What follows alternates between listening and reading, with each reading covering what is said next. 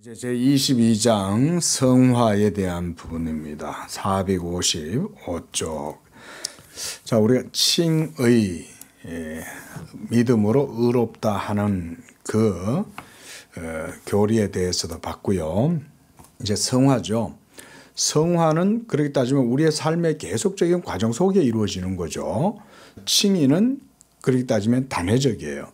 예수 믿을 때 그때 이미 구원을 받는 거고, 또 그렇게 받은 구원은 결코 취소되지 않습니다. 이걸 분명하게 그렇게 우리가 믿어야 됩니다. 십자가 한편 강도가 죽기 전에 예수님을 믿고 그 믿음으로 구원받았죠. 그뿐만 아닙니다. 역사 속에 수없이 많은 사람들도 죽기 바로 직전에 예수 믿고 죽은 사람들이 적지 않습니다. 많습니다. 제 고향인 정송, 여러분 정송 그러면 옛날에는 별로 이름이 안 알려졌는데, 제가 중학교 때 거기 이제 교도소가 들어섰어요. 전두환 정권 시절에. 그래가지고는 진보는 곳이 정송 교도소로 유명해졌어요. 그러다 보니까 저희 모교회, 시골의 모교회에 성도님들이 이제 교도관, 이제 공무원들, 이제 그분들이 우리 교회를 많이 이제 나오신 거예요. 그 이제 교도관들을 통해서 교도소, 정성교도소, 뭐 우리나라의 가장 흉악범들이 들어가는 곳이라고 그러잖아요. 정성교도소가. 그 교도소 내에 우리 성도들, 집사님들이 이제 있다 보니까 교도소 안에서 어떤 일이 일어나는지 얘기를 많이 해줘요. 그 박효진 장로님이라고 혹시 들어봤어요? 박효진? 그분이 말하자면 청송교도소의 계장인데, 그분의 또 회심기라든가 이런 게 또 재미있어요. 그분이 이제 우리 그 모교회, 고향교회에서 이제 다니셨는데, 그 최순주 권사님하고 같이, 그 권사님이 아주 믿음이 좋아요. 그래서 날마다 이제 남편 위해서 기도하고 이제 그러는데, 그 박효진 장로님이 이제 하나님의 은혜를 받아가지고 변화가 되고, 그렇게 해서 그분이 교도소 내에 있었던 재수자들과의 그런 이제 경험, 이런 얘기들을 많이 해줘요. 근데 이제 사형수 있죠. 사형수들도 죽기 전에 예수 믿고 사형 집행이 될 때 믿음으로 감사하면서 찬양하면서 이렇게 사형이 집행되는 경우들도 있대요. 자, 박효진 장로님이 재미있는 말씀 하나 하셨어요. 뭔 얘기를 했냐면, 교도소 안에 있는 죄인들은 들킨 죄인들이고 교도소 밖에 있는 죄인들은 안 들킨 죄인이다. 옛날에 하신 말씀인데 제가 그 말씀이 참 기억이 많이 남아요. 하나님 앞에서 우리 모두는 다 그런 죄인들 아닙니까? 율법 아래에서 율법의 진노와 저주와 사망의 형벌 아래에 우리는 있잖아요.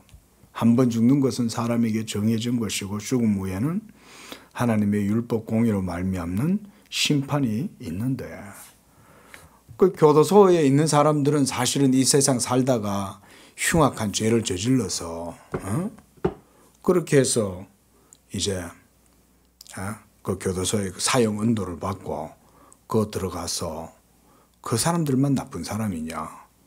사실 하나님의 율법 앞에 보면 그 사람들도 나쁜 사람들이긴 하지만, 예수 믿지 아니하고 아담 안에서 태어난 이 세상의 모든 사람도 사실은 다 율법의 그 공의 앞에서 모두 다 사망의 형벌을 받을 사람들이잖아요.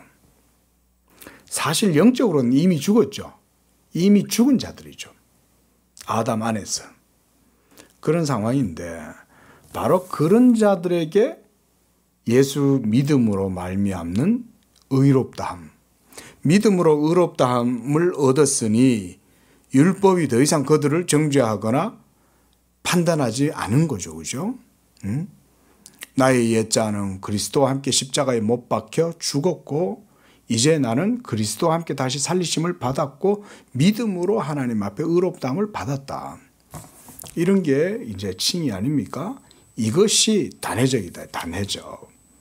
그래서 의롭다함을 얻는다는 것이 뭐 계속 이루어지고 이런 것이 아니라 그 자체로 하나님께서 믿음으로 의롭다고 해주시는 것.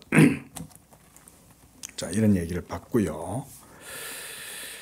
자, 이제 성화는 삶의 모든 과정 속에 이제 삶 속에서 날마다 이제 말 그대로 거룩해져 가는 성화란 말이 거룩하게 변화되어져 간다 이 말이잖아요.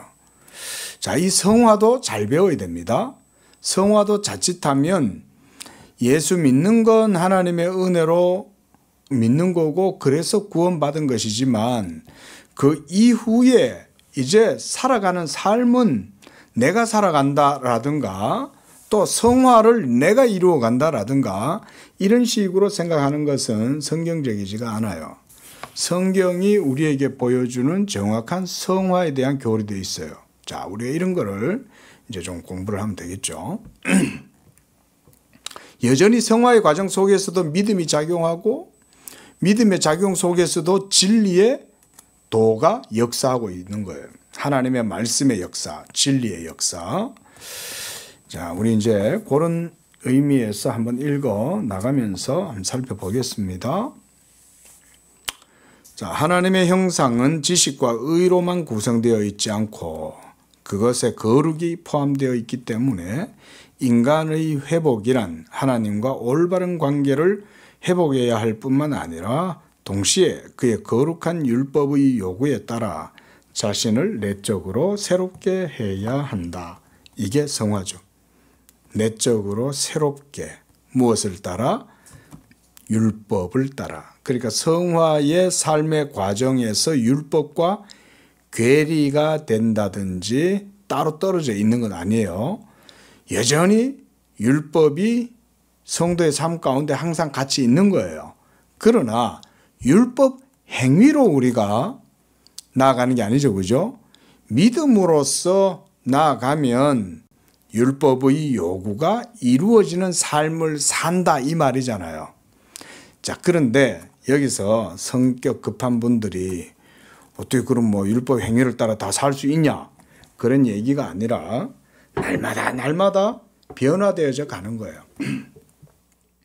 어떨 때는 되는 것 같다가 어떨 때 또 안 되는 것 같고 그래서 이건 나하고 성화하고 상관없나 이런 생각이 들 때도 있고 그러니까 이런 내용들을 우리가 좀 깊이 있게 볼 필요가 있죠.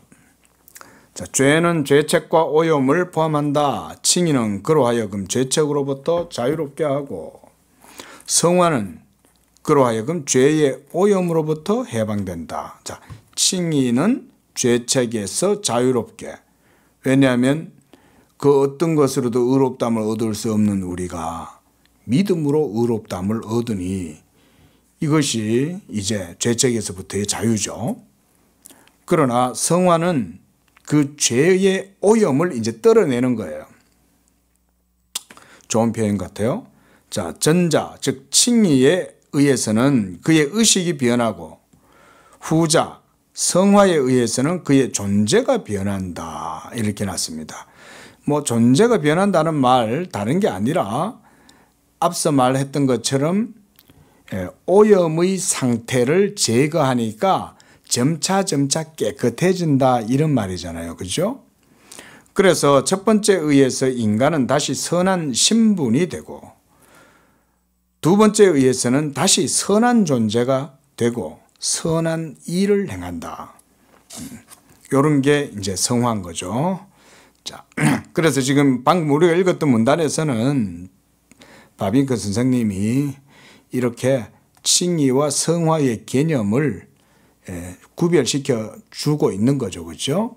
전자와 후자. 칭의는 죄사함에 대한 그런 죄책으로부터의 자유이고 성화는 오염으로부터의 해방 그리고 성화 깨끗해져 간다 이런 말이잖아요. 예, 두 번째 문단. 거룩이란 말은 거의 성경의 각 장마다 나타난다. 자, 쭉 두 번째 줄 밑에 내려와서 성경에서 그 말이 이런 의미로 사용된 일이 없고 항상 종교적인 의미에서 사용되고 있다. 그러나 아마 그 의미가 잘라내다, 분리시키다 라는 어근에서 나왔지 않는가 이렇게 생각한다 그랬습니다. 자, 그 문단 그 455쪽 제일 밑에서 두 번째 줄 봅시다. 모든 거룩과 거룩히 되는 일은 하나님으로부터 나온다 그랬습니다. 여호와께서 거룩하시니 거룩한 백성과 거룩한 제사직과 거룩한 처소를 원하시고 그가 누가 자기에게 속했는지 거룩한 자가 누구인지 보이신다.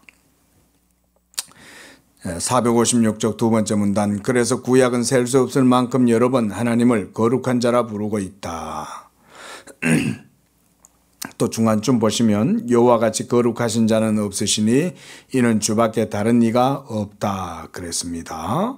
계속 하나님의 거룩하심에 대해서 얘기를 하고 있는 거죠. 지금 뭐 보면 주는 하나님이요 사람이 아닌 거룩한 자시요 그 앞에 아무도 설 수 없다. 그는 신들 중에 지극히 높은 분이요 거룩함에 영광스러우며 찬송할 만한 위엄이 있고 기이한 일을 행하시는 자다. 한마디로 자, 두 번째 줄 밑에 한마디로 말해서 거룩성이 하나님을 모든 피조물로부터 구별시키고 모든 피조물보다 지극히 높음 그것을 표시한다. 그는 하나님이시기 때문에 거룩한 분이시다. 그 밑에 문단입니다. 하나님의 이런 거룩성은 그가 자신의 백성들과 서 있는 모든 관계 안에서 계시된다. 당연히 우리를 의롭다 하시는 분이 거룩하고 의로운 분이시겠죠. 그렇죠? 하나님께서 왜 우리에게 율법을 부여하셔서 우리로 하여금 그 율법 앞에서 판단을 받게 하고 그 율법의 의 앞에서 아무도 의롭다라고 자랑하지 못하도록 하신 거예요. 그것은 오직 의로우신 분이 하나님 그분 자신 외에는 없기 때문에 그런 거예요. 만약 우리가 율법이 없으면 하나님이 거룩하고 의로운 분이라는 것에 대해서 몰라요. 그렇죠? 그렇죠? 하나님이 어떤 분이에요? 사람들이 생각하는 보통 하나님 그러면 우리가 뭐 조금 이제 논외이긴 하지만 이 세상 사람들이 생각하는 신관념이 있잖아요. 그렇죠? 신에 대한 관념이 있어요. 뭐 애니미즘이든 토템이든 간에 그런 어떤 뭐 정령 숭배적인 의식에 확 사로잡혀 사는 사람이든 어떤 사람이든 간에 다 신관념을 가지고 있죠. 그런데 그런 신관념 속에 거룩한 하나님이다 라는 것에 대한 개념은 별로 찾아보기 어려워요. 예를 들어서 영매가 신의 이름을 부르면서 귀신을 불러내요. 근데 그 영매가 거룩한 의식에 사로잡혀 있을까요? 그런 거 전혀 없죠. 근데 성경이 우리에게 보여주고 증거하는 하나님,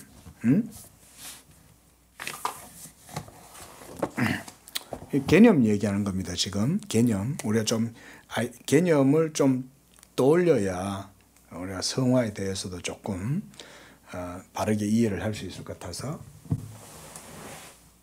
자, 우리가 이제 일반적으로 세속적 신관념 그러면 그냥 뭐 말 그대로 사람들의 종교적 본성이죠. 그죠? 종교적 본성을 가지고 신을 찾는 거죠. 근데 성경적 신관념은 어떤 걸까요?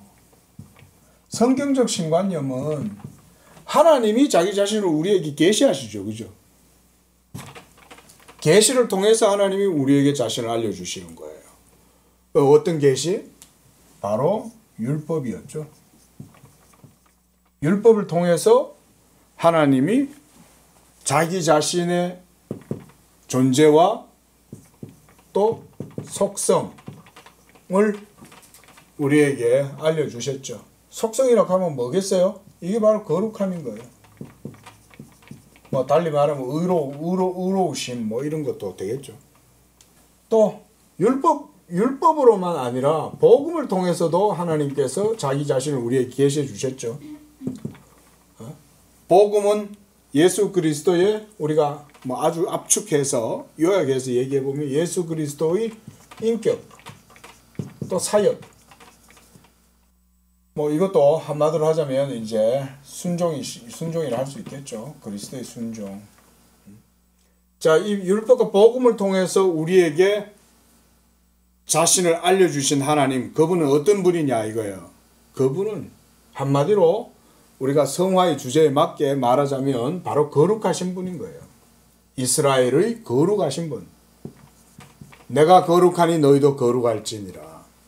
이걸 요구하실 수 있는 분은 오로지 성경적 하나님 외에는 없죠. 세속적인 신관념 여러 종류들이 있겠죠. 그죠?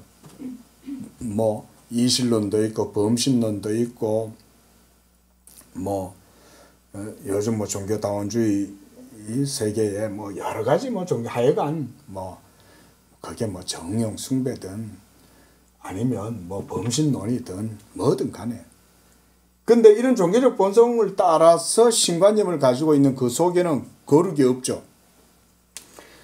저는 여기서 참고적으로 하나 더 얘기를 드리고 싶은 것은 뭐냐면, 살아계신 하나님, 인격적인 분 아닙니까? 그렇죠? 거룩하신 분은 인격적인 하나님이에요. 하나님이시고 인격적인 이분이 자기 자신을 알리실 때 이렇게 율법과 복음의 방식 속에서 우리 알리셨는데, 이거를 좀 다르게 통칭해서 얘기를 해보면 언약의 하나님이다. 저는 그렇게 표현합니다. 언약의 하나님이다. 요거 중요한 개념입니다. 왜 인격적인 하나님을 언약의 하나님이라고 그러냐? 하나님께서 거룩하신 분이시기 때문에 인격적인 분이시고, 하나님이 인격적이라는 말은 이 언약의 관계를 통해서 자기의 거룩하심을 백성들에게 주시고, 그리고 그 백성들이 하나님의 거룩하심을 따라서 하나님을 섬길 수 있도록 해주시는 것. 그래서 우리가 언약의 하나님이다 라고 이렇게 말을 하는 겁니다. 그러니까 거룩함이 없이는 하나님을 볼 수가 없죠.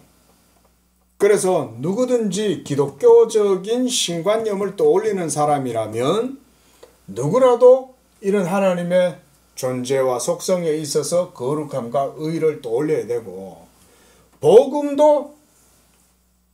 뭐 더하면 더했지 덜하진 않죠. 예수 그리스도를 믿을 때에도 우리가 믿음으로 의롭다함을 얻죠. 믿음으로. 이 거룩하신 하나님께 우리가 어떻게 의롭다함을 얻냐? 믿음으로 얻는다. 그리고 믿음으로 의롭다함을 얻은 그 사람은 이제 또한 거룩하신 하나님의 말씀을 따라서 살아가는 거죠. 자, 이런 정도로만 우리가 한번 생각을 하면서 읽어갑시다. 자, 방금 읽었던 문단부터 보겠습니다. 두 번째 줄, 이스라엘의 전 입법화, 율법이죠. 입법화라는 건 달리 아니라 이건 바로 율법을 세우셨다 이런 말이거든요. 하나님과 언약의 관계에서 율법을 세우신 이유가 이런 것에 있다는 거예요. 그리고 그 원리가 여호와의 거룩성에 있고 그 목적은 백성을 거룩하게 함에 있다. 그의 전 계시와, 우리가 봤죠? 계시 방금 율법과 복음 이 두 가지 다 포괄시키면 됩니다. 그로부터 나오는 모든 것에 있어서 그는 거룩하시다. 그러니까 율법을 통해서도 하나님의 여호와의 거룩함이 계시되지만 사실은 복음을 통해서 훨씬 더 크게 드러나죠. 복음을 통해서. 자, 그런 게 뭔 말인가 하는 건 우리가 쭉 이제 하다 보면 그런 거구나 이렇게 좀 알게 될 겁니다. 자, 그 부분 이제 넘어가고요. 그 문단 제일 밑에 무슨 일이든지 백성이 여호와께서 주셨던 그 율법에 응하면 그 백성은 거룩하다. 이게 구약시대 때죠. 율법에 응한다면, 즉 율법을 따라서 하나님을 섬기고 살아가는 한에 있어서 그 사람은 거룩하다라고 이렇게 이제 얘기를 하는 겁니다. 이런 건 바빙크의 아주 깊이 있는 통찰이고 이해고 표현이라고 생각이 됩니다. 제가 지금 요거까지는 얘기하지 않겠습니다. 텍스트를 자꾸 벗어나니까. 그러나 중요한 개념이라는 것만큼만 여러분 기억을 하세요. 방금 우리가 읽었던 그 문단 첫 번째 줄에서도 바빙크는 첫 번째와 두 번째 줄에서도 그 거룩을 얘기하면서 언약을 얘기했잖아요. 그죠? 그죠? 관계 얘기하잖아요. 관계. 에? 하나님과의 관계, 그러면 인격적 관계. 그게 좀 전에 뭐라고 그랬어요? 하나님과의 인격적인 관계는 우리는 언약의 하나님으로 이렇게 이해한다 그랬잖아요. 언약이란 하나님과 우리 사이에 언약의 관계를 맺는 거잖아요. 자, 그런 얘기입니다. 그래서 그 밑에 문단 456쪽 제일 밑에 줄입니다. 이스라엘의 이런 율법은 도덕적인 계명뿐 아니라 시민적 율례와 의식적 규례를 포함한다. 율법이라는 건 의식법 또 시민법의 역할도 합니다. 그렇죠?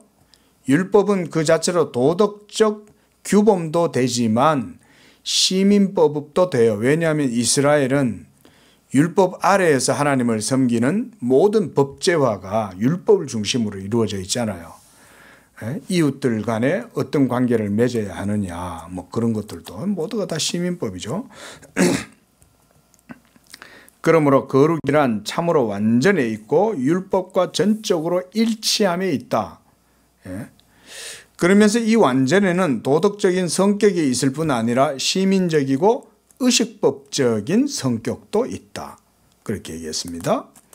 자, 쭉 넘어가서 그 문단 중간쯤 와서 특별히 하나님의 거룩성은 자신의 도덕적 완전성, 피조물을 초월하는 그의 지고성, 그들의 죄악성과의 대조에 있음을 밝히고 있다. 앞서 제가 뭐 이렇게 설명을 좀 드린다고 해서 제가 이렇게 말을 드린 거 아니에요? 율법을 왜 하나님이 제시했겠어요? 하나님의 존재와 속성을 보여주려고 그런 거예요. 하나님의 존재가 이거 이제 문병호 교수님은 하나님의 어떠하심 이렇게 이제 많이 표현을 하시더라고요. 하나님의 어떠하심. 율법은 하나님의 어떠하심과 그분의 뜻을 보여준다는 거예요. 그래서 율법을 배우고 율법을 익히고 하면 하나님의 거룩함을 결국 배우는 거예요. 여호와의 의로우심을 배우는 거예요. 자, 뭐 그 정도로 하고, 그래서 율법이 이와 같이 하나님의 거룩성을 보여준다. 또 거기서 세 번째 줄, 네 번째 줄 내려와서 그러나 모든 불의로부터 정결하게 하고 새 언약을 세우사 새 마음을 가지고 자기의 길을 행하게 하심으로 그 백성을 구원하실 것이다. 그가 이렇게 행하심은 이스라엘을 위함이 아니요 자신의 크신 이름을 위함이다. 율법을 이스라엘 백성들에게 주신 것도 사실상은 하나님 자신의 이름을 위해서 그렇게 하신 거예요. 여호와가 의로우심으로 그렇게 하신 거예요. 하나님의 영광을 위해서 그렇게 하시는 거예요. 자, 신약에서 하나님이 이번에는 이제 복음이겠죠. 지금 바빙크가 이제는 복음에 대해서 얘기하는 거예요. 앞서는 율법에 대해서 얘기했고 여기서부터는 이제 복음에 대해서 얘기하고 있는 거예요. 신약에서 하나님이 그리스도 안에서 그의 백성에게 의를 주셨던 같은 방식으로 그의 사랑하는 아들 안에서 역시 그들에게 거룩을 선물하셨다. 그리스도께서 우리의 지혜가 되시고 우리의 구원이 되시는 같은 의미와 방식에서 그리스도는 우리의 거룩이 되신다. 구약시대 때 백성들에게 있어서 거룩은 아까 뭐라고 그랬어요? 율법을 지키고 준행함이 바로 그의 거룩이라고 그랬죠. 요 개념, 요거 제가 지금 설명드리기가 좀 그런데 나중에 한번 설명을 한번 할게요. 율법을 지키는 그 가운데, 근데 하나님이 만약에 율법을 안 주셨어요. 그럼 어떻게 거룩을 얻을 방법이 없어요. 율법이 있으니 율법을 지키잖아요. 율법이 없으면 그럼 어떻게 살아요? 그저 그냥 본성대로 사는 거지. 기껏 잘해봐야 이제 양심의 도덕적 어떤 기준, 양심의 법을 따라서 사는 것 정도. 하지만 양심의 준칙, 어떤 양심의 법을 따라서 산다고 해서 그 사람을 우리가 거룩하다라고 말하지는 않죠. 그렇죠? 거룩함의 기준은 하나님이니까. 맞잖아요. 잘 생각해 보세요. 지금 바빙큐가 이제 그런 개념으로 얘기하고 있는 거예요. 네. 자, 나중에 또 더 보고. 맨 먼저 주께서 인격적인 거룩에 참여하셨으니 다른 방식으로는 우리를 위한 거룩을 이루실 수 없기 때문이다. 우리를 위한 거룩을 그리스도가 자기의 몸으로 이루신 거예요. 이 개념은 중요합니다. 마리아의 몸에서 성령으로 잉태되어 그녀로부터 나신 바 거룩한 자는 하나님의 아들이라 이름을 받았다. 후에 그는 세례받을 때 성령을 넘치게 받았고 성령으로 충만하였다. 자, 쭉 넘어가고요. 458쪽입니다. 다음 문단. 그리스도의 경우 그가 본성으로 소유하고 있었던 거룩과 그의 완전한 순종에 의해 이룬 순종 사이에는 구별되어야 한다. 다시 한번 봅시다. 그리스도 자신, 그리스도 그분의 인격이겠죠. 자, 그리스도의 경우에는 죄가 없으시죠. 예? 우리가 그리스도의 인격은 기본적으로 우리가 두 성품이 있다고 고백하잖아요. 그죠? 먼저 우리가 그리스도의 인격은 기본적으로 신성과 인성이 연합된 중보자의 인격이다 그랬어요. 자, 그리고 그가 인성을 가지셨으나 우리와 같은 몸을 가지셨다 해도 죄는 없으시니라 그랬죠. 죄만 없으실 뿐만 아니라 그는 또한 신성과 연합된 그런 중보자의 인격을 갖고 계신 분이니까 예수님 그분 자신은 사실은 이스라엘의 거룩하신 장거예요. 예수님 자신이 거룩이죠. 이렇게 말해도 돼요. 예수님 자신이 거룩한 분이죠. 그런데 여기서 두 가지를 구별해야 된다 그랬어요. 그렇죠? 이런 말하자면 존재론적이고 본성적인 거룩이죠. 예수님 그분 자신이 거룩하신 분이니까. 그러니까 귀신들도 당신은 하나님의 거룩한 아들이니이다 이렇게 이제 고백을 하잖아요. 귀신들도 예수님을 거룩한 분이라고 고백하고 있잖아요. 이런 것은 이제 존재론적이고 본성적으로 그렇다. 그런데 그 다음 게 중요해요. 그의 완전한 순종에 의해서 이루신 순종은 본성적이고 존재론적인 그리스도의 인격의 거룩함과는 구별되어야 한다. 이렇게 말하고 있는 거죠. 그리스도는 거룩한 분이에요. 그리스도는 거룩한 분이신데 그분 자체가 본성적으로 거룩하신 분이죠. 그런데 이것과 별개로 그리스도가 뭘 행하셨어요? 율법을 행하시죠. 그렇죠? 율법에 대한 순종이죠. 율법에 대한 순종을 통해서 거룩을 이루신 거죠. 이 부분이 구별돼야 된다는 거예요. 그래서 이루신 거룩함. 요것과 구별하자. 자, 요런 얘기예요. 자, 곧 설명을 그 다음부터는 하고 있으니까 좀 봅시다. 자, 그의 거룩한 잉태와 탄생은 우선 그가 우리의 중보자가 될 수 있다는 유익. 이게 이제 우리가 중보자의 인격이다 그랬습니다. 다음으로 더 이미 잉태의 순간부터 우리의 중보자이신 그분이 자신의 무죄와 완전한 거룩에 근거하여 그랬어요. 그 안에서 잉태되고 태어나는 그 죄를 우리가 하나님 앞에서 덮으신다는 이런 힘이 있다.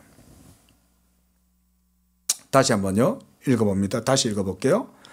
자, 잉태의 순간부터 우리의 중보자이신 그분이 자신의 무죄와 완전한 거룩성에 근거하여, 이건 본성적 거룩함이죠. 이 본성적으로 거룩하지 않으면 율법을 행할 수 없잖아요. 이해됩니까? 죄인이 율법을 철저히 행한다고 해서 그 율법의 철저한 준행에 의해서 하나님께 거룩함을 인정받을 수 있을까요? 할 수 없죠. 맞잖아요. 우리가 죄인인데 죄를 가지고서 율법을 아무리 철저히 행한다 한들 죄인이 행한 모든 것은 다 오류가 있죠. 원천적으로 문제가 있는 거예요.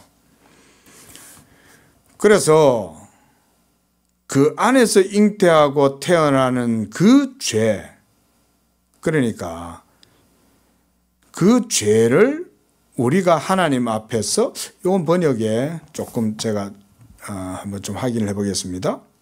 어쨌든 하나님 앞에서 예수님의 거룩함과 무죄성이 우리의 모든 죄를 다 덮는다, 이런 의미 같아요. 이건 하이델베르그 요리문답 36 이렇게 답변에 이렇게 되어져 있다. 이건 한번 다음 주에 한번 보겠습니다. 그가 태어나는 상태인 그 거룩도 직접 그로 말미암아 그 죽음에 이르기까지 모든 생애를 통하여 그가 이루어야 할 거룩의 한 구성분이 되고 있다. 무엇보다 더 아버지는 그를 육체로 보내심을 통해 이미 그를 거룩히 하였고 중보직으로 위임하였으며 그런 목적 하에서만 그를 세상에 보내셨다. 그리스도는 마리아의 몸에서 잉태하여 태어나기 전에 자신을 거룩히 하였고 아버지의 뜻에 따라 자신을 버리셨다.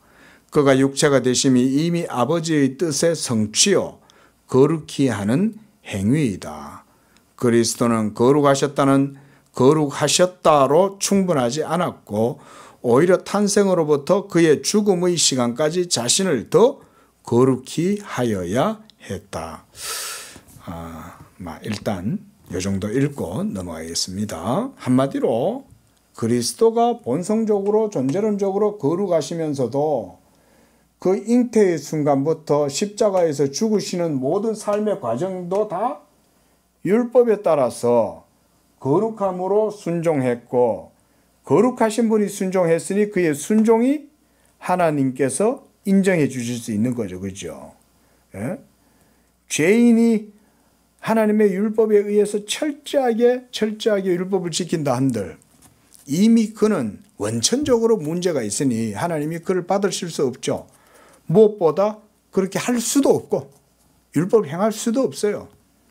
그래서 이스라엘 백성들이 하나님께서 이스라엘 통해서 율법을 그들에게 주심으로써 율법으로는 사람이 할 수 없다는 걸 보여주신 거예요. 결국 이스라엘은 어때요? 하나님과의 율법 언약의 관계에서 이스라엘은 끝까지 성공했습니까? 실패했습니까?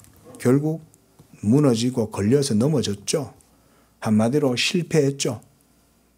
그걸 일부러 하나님 보여주시는 거예요. 그렇게 봐야 돼요. 하나님이 그들이 율법 못 지킬 거 알았을까요? 몰랐을까요? 하나님이 야 얘네들한테 율법 주면 율법 잘 지킬 거야 이렇게 기대하시고 주셨을 것 같아요? 그렇지 않아요. 이미 광야에서 하나님은 모세한테 이스라엘 백성들이 하나님의 율법 지키지 않을 거라는 걸 벌써 광야에서 하나님이 예언하셨어요. 벌써. 그리고 너희가 내 말에 순종하지 않을 때 내가 온 세상을 너희를 흩어버리겠다. 벌써 하나님이 그때부터 경고하시는 거예요. 알아요. 그러니까 율법을 주신 목적은 인간의 불가능성을 보여주는 거예요. 동시에 하나님의 거룩하심도 보여줘야죠. 하나님이 어떤 분인가를 우리에게 알려주셔야죠. 자, 그래서 지금 계속 신약의 그리스도의 인격을 갖고 거룩을 얘기하고 있습니다. 우리가 지금. 자, 그래서 먼저 중보자로 돼 그는 가장 엄한 시험과 유혹에 복종했고 특별히 세례받으신 후 성령으로 기름 부음을 받아 공공연히 그의 직책을 수행하기 시작했다. 우리가 복음서 안에서 읽는 시험은 갈등 많은 한 생애의 초기였다. 쭉 넘어가겠습니다. 쭉 넘어가서 한 8번째 줄 내려와서 그는 범사의 시험을 받으셨으나 죄는 없으시고 죽기까지 순종하셨으니 곧 십자가에 죽으심이다. 또 그 밑에 줄 그가 고난 중에도 굳세게 남아 그의 죽음에 의해서 생명을 이루기 위해서 죽음에서 그를 구원하실 수 있는 그분께 심한 통곡과 눈물로 간구와 소원을 올렸다. 이 기도에 들으심을 얻었다 그랬어요. 아들의 기도가 아버지께 들음을 얻었다 그랬습니다. 그렇게 될 수 있었던 이유가 뭡니까? 뭘까요? 왜 예수님이 심한 통곡과 간구로 하나님께 기도할 때 하나님이 그의 기도를 들으셨을까요? 뭐 때문일까요? 예수님은 거룩한 분이기 때문에 그런 거예요. 하나님이 그의 기도를 들으셨던 이유는 그 예수님이 거룩하셨을 뿐 아니라 그가 철저히 하나님의 말씀에 따라 순종하시고 행하시기 때문에 하나님이 그의 기도를 들으신 거예요. 히브리서 5장 7절 한번 봅시다. 거기도 뭐 매나 똑같은 얘기를 해놨죠, 그렇죠? 예, 자 넘어가겠습니다. 자,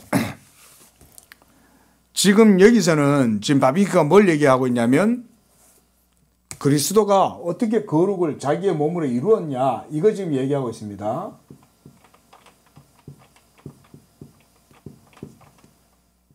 이거 중요해서 그래요. 자, 여기서도 인격으로도 거룩하지만 사역과 삶을 통해서도 거룩을 이루시는 거죠. 이게 이제 중요하니까 바빙크는 복음에 있어서 하나님께서 자기의 거룩하심을 이렇게 드러내셨다라고 얘기하고 있는 겁니다. 바로 그리스도의 인격을 통해서 신약의 시대에는 하나님이 자기의 거룩을 나타내 보이셨어요. 자, 앞서 제가 말씀드렸던 구약 시대 때는 율법을 통해서 하나님이 자기의 거룩하심을 드러내셨지만 신약의 시대에는 바로 복음을 통해서 자기의 거룩하심을 드러냈는데 그리스도의 인격과 사역을 통해서 자기의 거룩을 드러내셨다.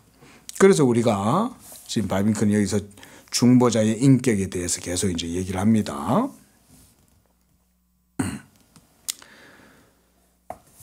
자, 459쪽입니다. 계속 그리스도의 전생의 과정을 지금 설명을 계속하고 있으니까 제가 특별히 읽지는 않을게요. 지금 그 첫 번째 문단도 그리스도의 모든 지상 사역의 삶의 과정, 공생의 과정이죠. 고난을 통해서 거룩하게 되었고 도덕적 의미에서 거룩이 아니라 완전하게 되었고 그가 목표로 하였던 목표에 이르렀으며 죽음의 고난받으심으로 인하여 영광과 존귀의 관을 쓰셨고 하나님의 자녀들의 구원을 인도하는 주와 그들의 믿음의 완성자로 형성되셨다. 그가 낮아지신 이후에 그에게 고대하는 그 기쁨을 바라보므로 십자가를 참으시고 수치를 멸시하였기 때문에 그는 자신의 백성의 구원의 주장자여 대장이여 주역이시요 동시에 그들 중에 신앙을 시작하고 완성하는 자가 되셨다. 사실 이 부분은 좀 지금 이제 바비크가 설명하고 있는 이 부분은 좀 더 사실은 깊이 있게 좀 우리가 이해를 하면 좋습니다. 제가 지금 텍스트를 쭉 따라가니까 이거 지금 이제 설명하고 싶은데 아까부터 계속 제가 뜸을 들이잖아요. 이 지금 중요한 얘기를 하고 있거든요. 바빙크가 제가 볼 때는 앞서 지금까지 우리가 봤던 것에서 보기 어려운 또 다른 내용들을 얘기하고 있는 거예요. 조금 다른 내용. 복음이니까 다 전혀 다른 거라고는 할 수 없고 그러나 어떤 하나의 특별한 주제를 여기서 언급을 하고 있는 것 같아요. 자, 기회가 된다면 그 부분을 좀 깊이 있게 한번 나누어 봅시다. 먼저 힌트를 주자면 저는 이 교리의 주제와 밀접하게 관련이 있다고 봐요. 능동적 순종. 그거예요. 능동적 순종 요즘 워낙 어떤 분들 때문에 말들이 많아서 그러긴 한데 저는 바빙크가 이래 얘기해서가 아니라 저는 성경을 읽어보면 성경이 그렇다고 생각해요. 그리스도의 인격과 사역에 대해서 바빙크가 이렇게 풍부하게 얘기하고 있잖아요.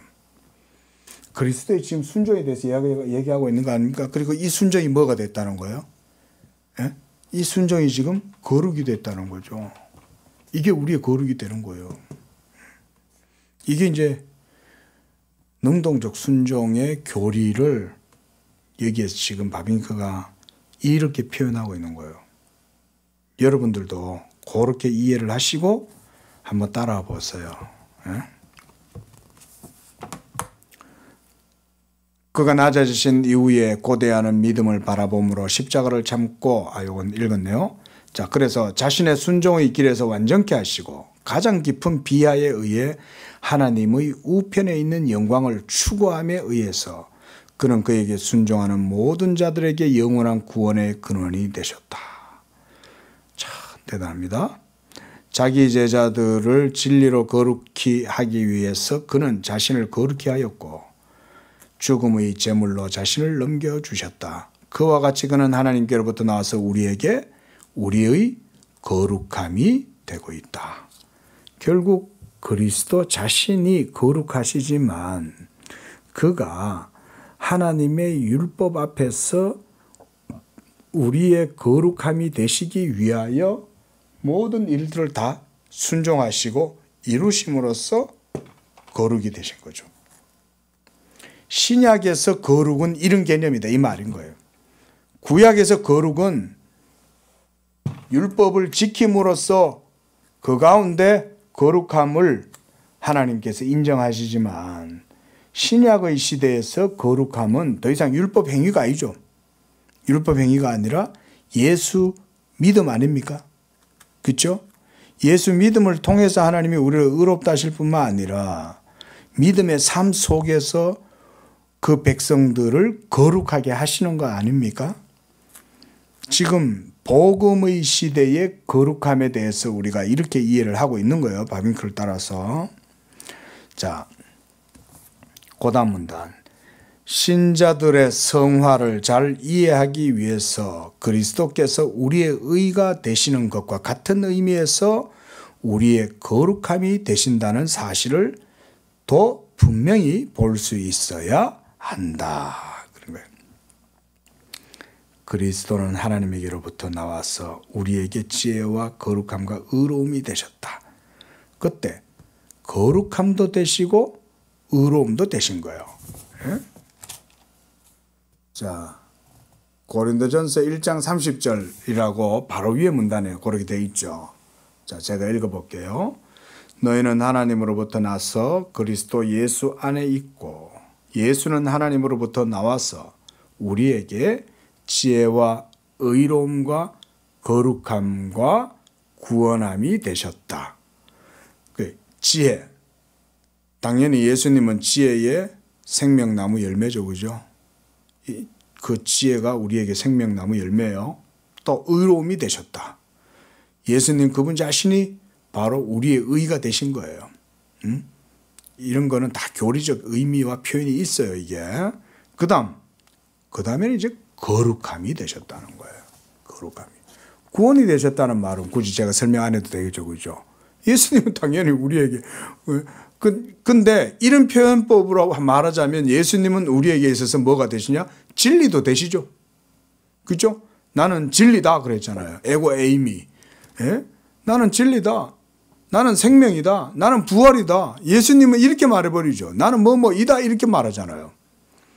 이거 똑같죠. 예수님은 우리의 지혜고 의로움이고 거룩함이고 구원함이다. 지금 바빙크가 그 얘기하고 있는 거예요.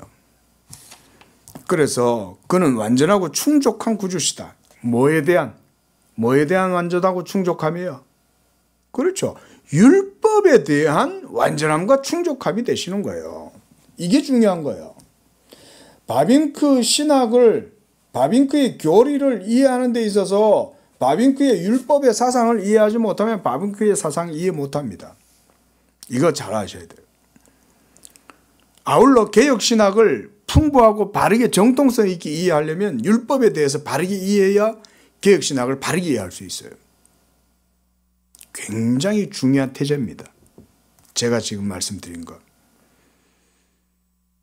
개혁신학 외에도 다른 많은 여러 죄송합니다만 삐리삐리한 이상한 신학들 되게 많잖아요. 되게 많거든요. 뭐 세대주의 신학들도 있고 여러 이단자들도 사실은 자기들 나름대로 신학한다 그러잖아요. 다 나름대로 자기들도 심지어 막 조직신학이라고 그래요. 조직신학. 조직신학이라고 자기들은 막 자부하고 이름을 붙인 시스테믹 디얼로지다라고 이름을 붙이는데 과연 정통 개혁 신학의 그 연장선상에 서 가지고 있지 않으면서 뭔가 다른 조직 신학을 할 수 있냐? 안 됩니다. 죄송하지만 그렇게 될 수 없습니다. 그런데 그런 정통 개혁 신학이라고 하는 그런 바운더리 안에서 보면 주요한 특징이 있어요. 율법에 대한 바른 이해가 있는 거예요. 당연한 거 아니에요? 사도 바울이 율법에 대해서 얼마나 말을 많이 해요. 그죠? 우리가 정통 개혁 신학이다. 그러니까 뭐 특별한 신학인 줄 아는데 그런 게 아니에요. 사도 바울의 신학의 교리의 가르침, 복음에 대한 바른 이해, 그게 신학으로 계속해서 되어가지고 어거스틴에게 와서 한번 번쩍 해가지고 크게 빛을 발했죠. 그 이후에도 계속해서 어거스틴주의가 계속 흘러내려오는 거예요. 그러면서 종교개혁 당시 때에 개혁신학자들에 의해서 다시금 이 개혁신학, 말하자면 성경적 기독교가 확립된 거 아니에요? 그게 그렇게 따지면 다시 어거스틴주의로 돌아가는 거예요. 그게 어거스틴주의로 돌아간다는 말은 바울주의로 돌아간다는 말과 같은 거예요. 사도 바울이 서신서에서 했던 얘기들이 전부 다 뭔 얘기예요? 계속 율법과 복음 얘기하잖아요. 그렇죠? 그거를 가장 성경적으로 명확하게 진술을 하고 이해하고 개진하면 그게 정통 개혁 신학이에요. 뭐 아퀴나스라든가 무슨 뭐 그 외에 중세의 스콜라 신학자들이 유명한 사람들이 뭐 많잖아요. 뭐 오캄도 있고 여러 많은 신학자들이 있는데 그런 신학자들이 율법과 복음에 대한 그런 이야기들을 할 때 믿음으로 의롭다함을 얻는다라고 하는 것을 명확하게 확립합니까? 결국은 이성주의나 사변이나 결국은 인간의 행위나 이런 것으로 흘러가 버리잖아요. 정통성이란 다른 게 있지 않아요. 율법과 복음의 관계를 바르게 이해해서 결국은 믿음으로 하나님 앞에 의롭다함을 얻고 믿음으로 모든 지식이 이루어진다는 것을 확립하는 거, 이런 게 그래 따지면 정통신학이죠. 그렇게 하려면 율법에 대해서 바르게 알아야죠. 율법을 모르고서는 정통신학을 할 수가 없어요. 특히 개혁신학, 이제 16세기, 17세기 때 종교개혁 이후에 개혁신학이 엄청나게 꽃이 피고 당시에는 아주 이 하나님의 계시의 말씀이 영광스럽게 막 부흥이 일어난 거예요. 그 당시에. 그 속에도 뭐 엄청난 대단한 신학들과 내용들이 있긴 해도 결국은 율법과 복음의 관계를 바르게 이해하는 것에 있어요. 핵심은 그런 거예요. 결국은. 이어서도 바빙크가 지금 그리스도의 그 거룩성을 그의 완전하고 충족됨 이런 것에서 이제 찾고 있는 거죠. 그는 그의 사역을 반만 완성하시지 않고 현실적으로 완전하게 우리를 구원하신다. 그는 우리로 하여금 영생과 하늘의 영광에 온전히 참여토록 하기 위해서 쉬지 아니하신다. 그러므로 그는 그의 의로 말미암아 하나님의 심판에도 책망받을 일이 없는 의로운 상태로 회복하고 그 이상의 것은 우리 자신에게 맡겨버리셔서 우리가 선행을 행함으로 말미암아 하나님의 형상을 다시 형성하여 영생을 얻도록 하신 것이 아니다. 한마디로 성화를 우리에게 맡기셔서 우리가 우리 힘으로 성화를 이루어 나가도록 하신 것이 아니다 이 말이죠. 오히려 그리스도는 우리를 위해 모든 것을 이루셨다. 자, 이제 이런 거에서 이제 바빙크가 중요한 논의를 하고 있는 거예요. 우리가 성화를 이루어 나가는 게 아니라 그리스도가 우리를 위해 모든 것을 다 이루셨기 때문에 우리가 성화가 가능하다. 이런 말이잖아요. 그는 우리를 위해 죄책과 죄의 형벌을 담당하셨고 동시에 우리를 위해, 자, 여기 중요합니다. 율법을 지키시고 영생을 얻으셨다. 이게 뭐죠? 능동순종이죠. 율법을 지키시고 영생을 획득했다. 취득했다. 우리가 요 교리적 의미 있다 그랬죠? 획득하셨다. 영생을 획득했다. 누구한테 획득하셨어요? 그리스도께서 영생을 획득하셨는데 누구한테 이걸 획득한 거예요? 성부 하나님께 획득한 거죠. 무엇으로? 자기의 순종하심으로. 이거 지금 그래서 제가 능동순종 얘기하고 있다 이렇게 지금 얘기하고 있는 겁니다. 그러니까 능동순종의 교리는 단순하지 않아요. 뭐 제가 한마디로 좀 이제 끝나가는 시간인데 덧붙여서 혹시나 이런 방송 보시는 분 계신다면 능동순종이 오늘날 문제가 되고 아직까지도 막 난상토론처럼 능동순종과 수동순종 이거 때문에 요새 말이 많아요. 신학교에도 수업하면 교수님들이 자주 얘기하고 그렇다고 해서 명확하고 뚜렷하게 뭔가 논점을 정확하게 세운다든지 또 그 교리적 의미를 명확하게 해명한다든지 이렇게 되는 얘기는 내가 아직까지 한 번도 본 적이 없어요. 인터넷이든 방송이든 뭐든 간에 학교에서든 간에 어디서도. 그런데 바빙크가 풍부하게 이해를 해요. 제가 지금 아까부터도 계속 강조를 하잖아요. 바빙크는 그리스도의 인격이 그리고 그가 하나님의 율법에 대하여 행하신 그의 순종이 우리에게 의가 되고 거룩함이 되기 위해서 행하신 그 모든 사역의 의미를 교리적으로 아주 깊이 있게 이해를 하고 있어요. 체계적으로. 여기서 지금 방금 읽었던 요 문장도 그거잖아요. 우리를 위해 죄책과 형벌을 담당. 이거는 뭐죠? 수동적 순종이죠. 당하신 순종이잖아요. 그럼 이건 수동 순종이에요. 동시에 우리를 위해 율법을 지키고 영생을 얻으셨다. 이건 능동 순종이에요. 바빙크는 그냥 말하지 않아요. 다시 한번 말하지만 바빙크 같은 신학자가 말 한마디 툭 할 때는 그냥 뭐 어디 잠자다가 잠꼬대하듯이 한마디 이렇게 하는 법은 절대 없어요. 무슨 말을 한마디 딱 나와도 다 의미론적으로 전부 다 연관관계 속에 있어요. 다 의미가 있어요. 그냥 말하지 않아요. 지금 바빙크가 우리가 이 책에서 이제 457쪽 밑에 문단서부터 지금까지 계속 신약의 하나님의 이 거룩함에 대해서 얘기를 하고 있는 거거든요. 그런데 그걸 얘기를 하는데 우리의 거룩함이 되셨다는 얘기를 하고 있는 거잖아요. 예수님이. 예수님 그분 자신은 그냥 거룩함이세요. 그렇죠? 이스라엘의 거룩한 분이에요. 예수님은. 이분 자신만으로는 그냥 거룩해요. 그런데 이분이 잉태되시는 순간부터 우리의 거룩을 위하여 수고하신다는 거예요. 잉태 순간부터.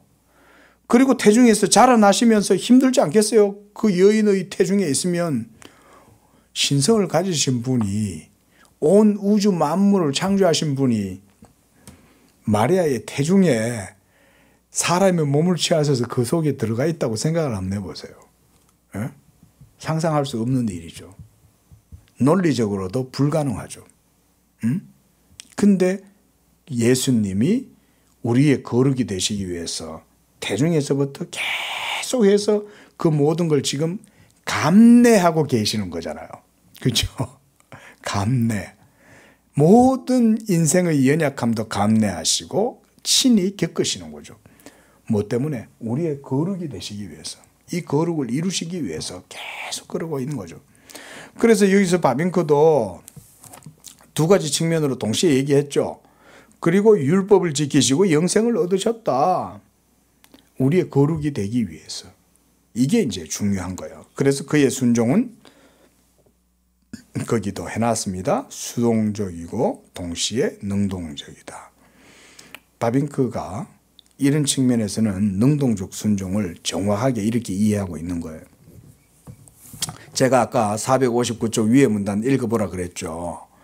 그게 전부 다 우리를 위한 능동적 순종의 삶인 거예요.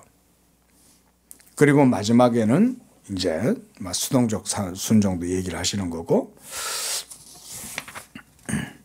자, 400, 요 밑에 문단까지만 읽고 끝냅시다. 그것에 대해서 부활이 증명해 주었다. 이것도 능동순종에 의한 겁니다. 왜 부활이 증명해 주었을까요? 읽어봅시다. 참으로 하나님은 그의 영혼을 음부에 두지 아니하시고 오히려 무덤 그리스도가 죽음의 상태로 남아있는 영역 그랬는데 내버려 두시거나 그 거룩한 자를 육체를 따라 부패하도록 넘겨버리는 것이 아니에요.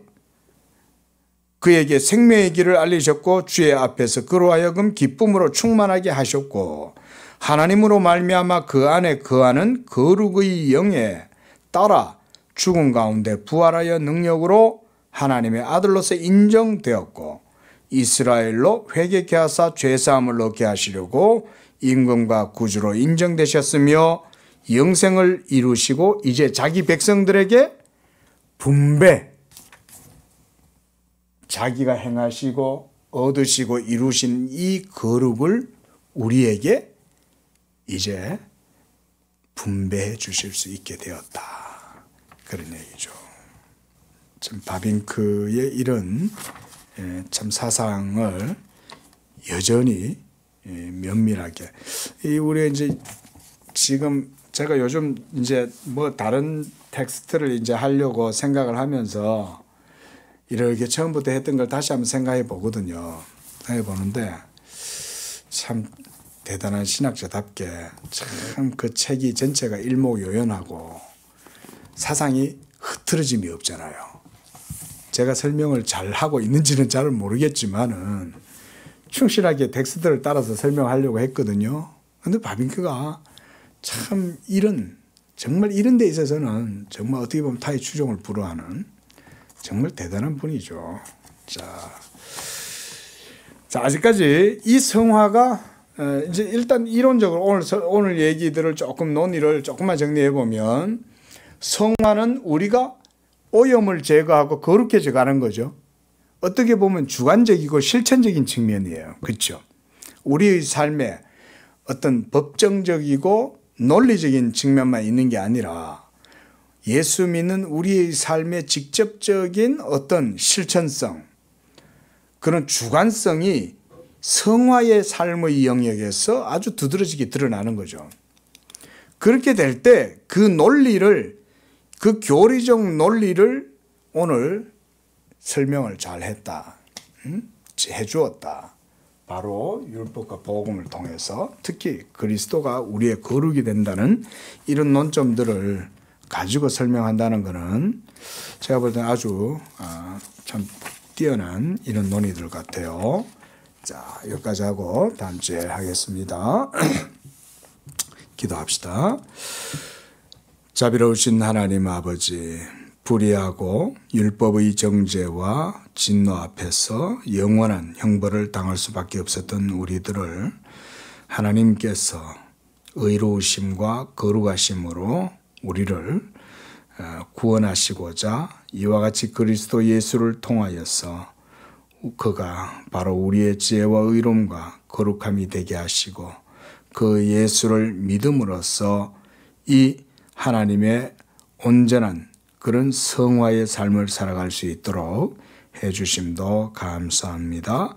이 성화의 주제를 우리가 더욱 깊이 배우고 그 가운데에서 우리의 믿음도 더욱더 온전한 성화의 길로 나아갈 수 있도록 우리의 믿음을 굳게 붙들어 주옵소서. 예수님의 이름으로 기도합니다. 아멘.